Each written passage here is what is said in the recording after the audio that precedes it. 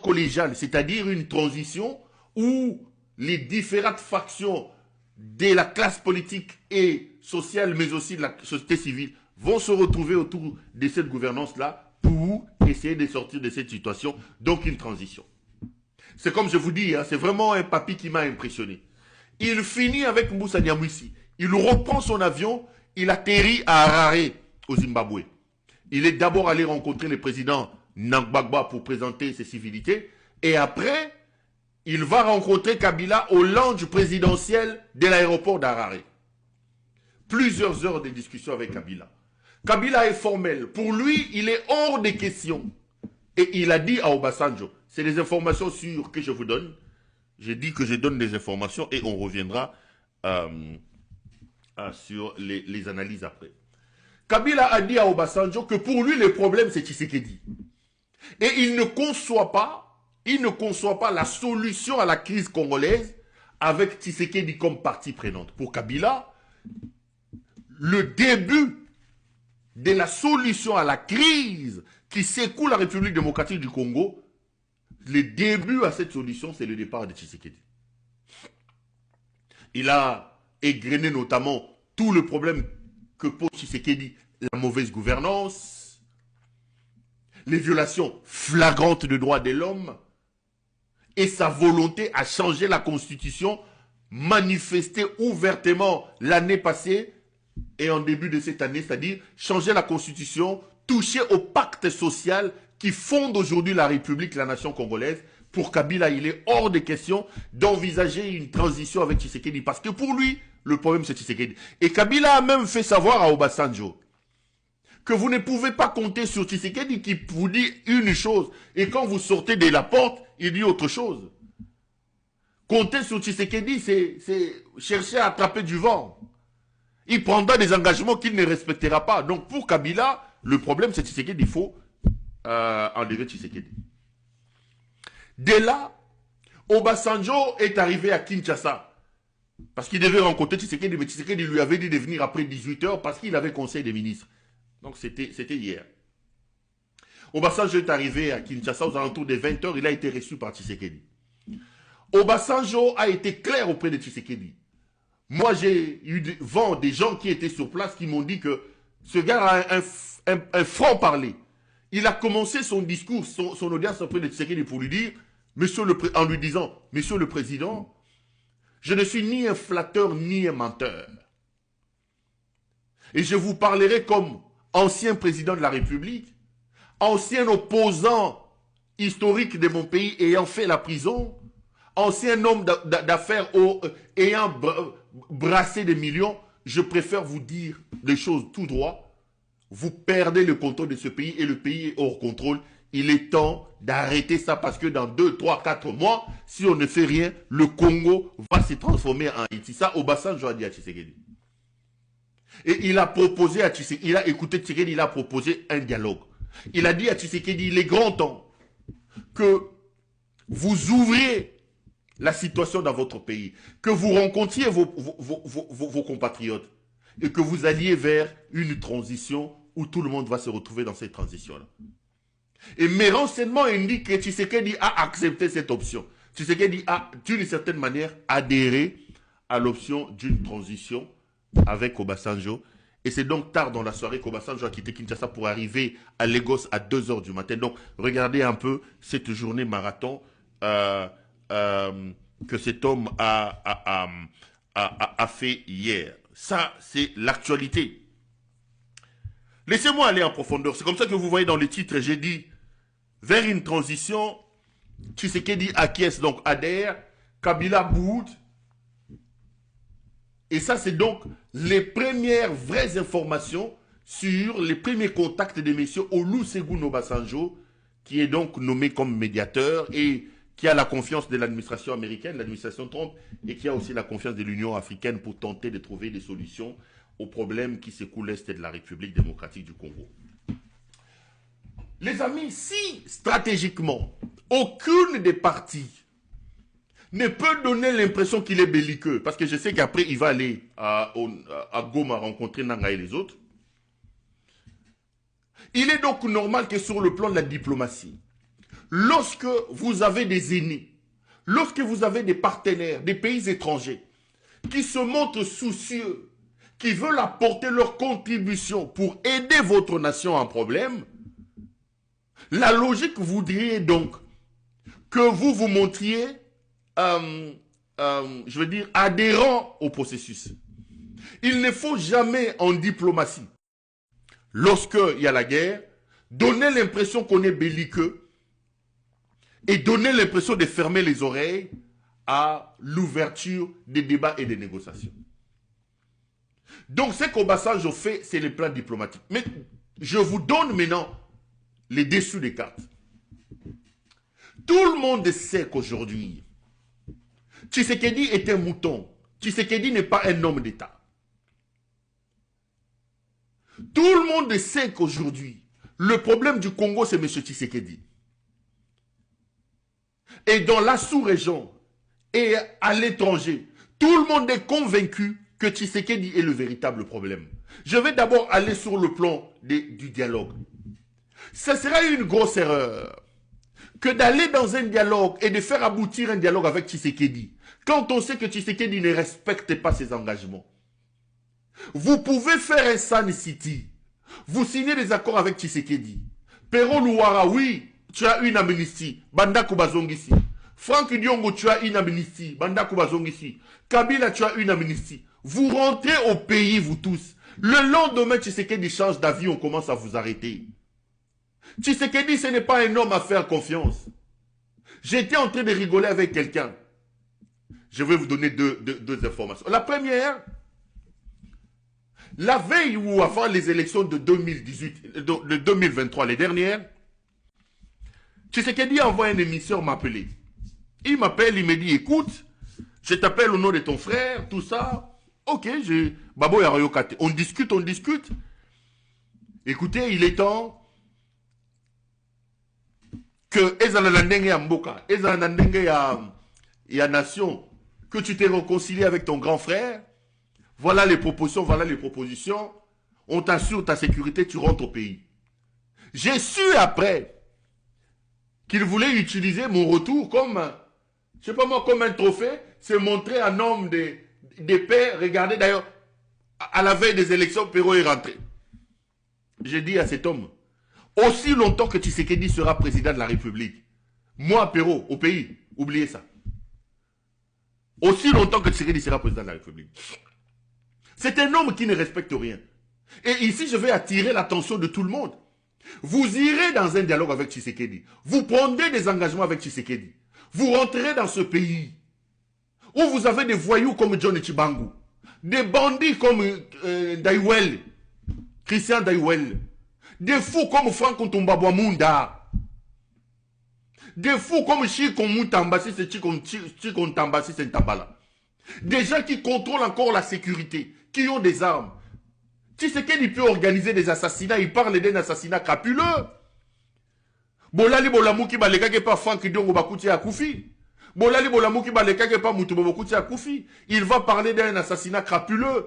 Il s'effondre dans un communiqué en disant, écoutez, la République condamne Bogosa Lenini. Ce n'est pas ces gens de la communauté internationale qui assureront votre sécurité. Ils ont d'autres exigences. Où est Chéribé Okende? Moi aujourd'hui je suis scandalisé que Kabila pour peu subissait la foudre de la communauté internationale. Kabila pour peu avait des sanctions des États-Unis. Mais vous avez un fou qui est fait pire qu'à l'époque de Kabila, qui tue plus qu'à l'époque de Kabila, qui vole, qui pille plus qu'à l'époque de Kabila, mais qui n'a pas de sanctions. Ce n'est pas un homme d'État. Toute idée d'un dialogue qui amènera les gens à se mettre ensemble et à vous amener au Congo insécurisera les gens. Tshisekedi peut organiser des assassinats ciblés. Tshisekedi peut organiser des accidents. Ils vont dire que non, tel a fait un accident. Non, ce n'est pas un accident. C'est un coup préparé par les services de renseignement. C'est très dangereux. Ce n'est pas un homme d'État. Ce n'est pas un homme à prendre au sérieux.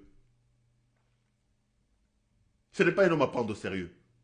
Kabila a signé un engagement à Sun City. Il a respecté. Il était entouré de chefs rebelles. Des gens qui avaient des armes. Les Roubaix et les autres. C'est Kabila ici, c'est quand même une espèce rare. Kabila Yango Hermogo. On t'a maltraité, mais Limisa Bizora Ndena Lobara. Kabila a conduit cette affaire de 1+4 pendant 4 ans, ce qui 3 ans. Et il est resté dans la logique des accords. Kabila signe un accord au sortir du premier scrutin présidentiel avec Nanyoyo Gizenga. Vous me soutenez, je vous donne tel poste. Kabila devient président de la République. 5 ans durant, le poste de la primature est resté au mains du Palou. Les vieux Gizenga fatigués, on lui dit trouve une autre personne. Il va aller prendre cet autre voleur de Mozito ici. Papa Bonheur qui avait acheté des maisons à gauche à droite. Il donne la primature à Mozito. Donc c'est un homme d'État que qu'on l'aime ou qu'on l'aime pas. Il est resté cabré sur les engagements qu'il a pris. Mais c'est Mouton ici. C'est Mouton de Tshisekedi. Il dit A le matin, le soir, il dit B. Il vous dit bonjour quand vous sautez, il vous dit imbécile. Rien n'est sûr. Tshisekedi ne peut pas être considéré comme la solution à ce problème. Nous ne pouvons pas avoir la solution en partant du problème ou en associant le problème. Non, il faut extirper le problème de la solution pour trouver la solution. Tshisekedi, c'est lui le problème. L'idée d'un dialogue est bien, mais vous allez faire le dialogue avec qui? L'idée d'une transition est bonne, mais vous ferez la transition avec qui? Vous allez faire la transition avec qui? Vous allez faire la transition avec qui? Tshisekedi, ce n'est pas un homme. Ce n'est pas un homme. Il ne connaît même pas la valeur de ses propres engagements. Il ne connaît pas la valeur de sa parole. Donc ici, ce soir, je voudrais attirer l'attention des Corneille Nangaa, des Kabila et des autres. Faites attention, faites attention. Si c'était dans une situation logique, je demanderais quelques préalables. Je parle bien sûr, on avait à face un homme d'État. Pas l'idiocrate et les moutons qui est à la tête de ce pays-là. Si on était dans une situation de normalité, première condition, il faut amener ce type à décrisper le climat politique. Les gens parlent des Sun City, parlent des Sun City. Mais ce que nous ne comprenons pas, que pour avoir Sun City, Kabila a risqué sa vie. Joseph s'est même séparé de tous les faucons de son père, les Mouenzé Congolo, les Babimbaye et tout ce monde-là. Il a rouvert les partis politiques fermés par son père. Il a rouvert le bureau du médiateur, alors que son père avait fermé ça. Il a posé des actions de bon sens, des décrispations. Comment vous voulez aller dans un dialogue? Comment l'humanité tout entière se mobilise pour vous aider, pour aider un inconscient, un irresponsable comme Tshisekedi, à résoudre les problèmes dans son pays? Le monde se mobilise, mais lui vient enfoncer tous les efforts que le monde entier fait. Qu'est-ce que lui apporte aujourd'hui la levée des immunités de Kabila? Makasanzo Toza Nangote. Bazo Lukaba solution. Obasanjo, 88 ans. Il quitte les gosses pour Afrique du Sud. Afrique du Sud, Harare. Harare, Kinshasa. Il quitte Kinshasa tard pour rentrer chez lui à Lagos. Tous ces efforts pour qu'un bandit comme Félix Tshisekedi vienne renverser tout. Il continue à arracher les maisons des gens. Il continue à créer des problèmes aux gens. Il continue à tondre l'atmosphère et l'ambiance politique dans le pays. Pendant qu'il discute avec les M23, pendant qu'il discute avec le Rwanda, il envoie ses fous d'un Constant Moutamba pour arracher les biens de Kabila. Lever les immunités de Kabila. Lever les immunités de Kabila dans cette situation et Gomemele. Ça, c'est des indices. C'est des épreuves de la nature et de l'état de l'esprit de la personne qui est en face de vous. Il faut prendre ça en compte. Si on était en face de quelqu'un de sérieux, si on était en face d'un homme, je ne parle même pas d'un homme d'État, un homme seulement. Parce que celui-là, il ne sait même pas gérer son propre couple. Il coupe les soutiens de sa femme ici. Il laisse sa femme, la TikTokeuse, faire n'importe quoi. Si on était en face d'un homme, la première des choses, il faut décrisper le terrain. Les gens qui sont condamnés à mort, les gens qui sont ceci, lever ces condamnations-là. Des condamnations idiotes qui ne tiennent sur base de rien. Lever ces condamnations-là. Ceux qui ont vu leur maison être pris, ceux qui ont vu leurs biens être détruits, remettre les biens des gens. dédommager ces gens-là pour qu'ils reconstruisent leur maison. Première étape. Deuxième étape, si on était dans une situation de normalité, s'assurer que Tshisekedi ici peut être contrôlé. C'est-à-dire, vous créez des conditions pour qu'il y ait des structures importantes qui contrôlent Tshisekedi. Si il advenait que Tshisekedi prenne les engagements, qui sont les structures qui verront que Tshisekedi applique ces engagements-là? Donc les accords doivent signer devant les sages comme Obasanjo, mais il faut aussi mettre en place des mécanismes comme le SIAD. À un moment donné, rappelez-vous dans ce pays qu'il y avait une structure des Nations Unies qui s'appelait le SIAD, pour contrôler, pour vérifier. Tshisekedi, il faut vraiment mettre à côté les SIAD, parce que c'est un homme qui ne respectera rien, alors rien les amis. Aller dans un dialogue avec Tshisekedi, créer un gouvernement d'union nationale avec Tshisekedi, c'est une perte de temps.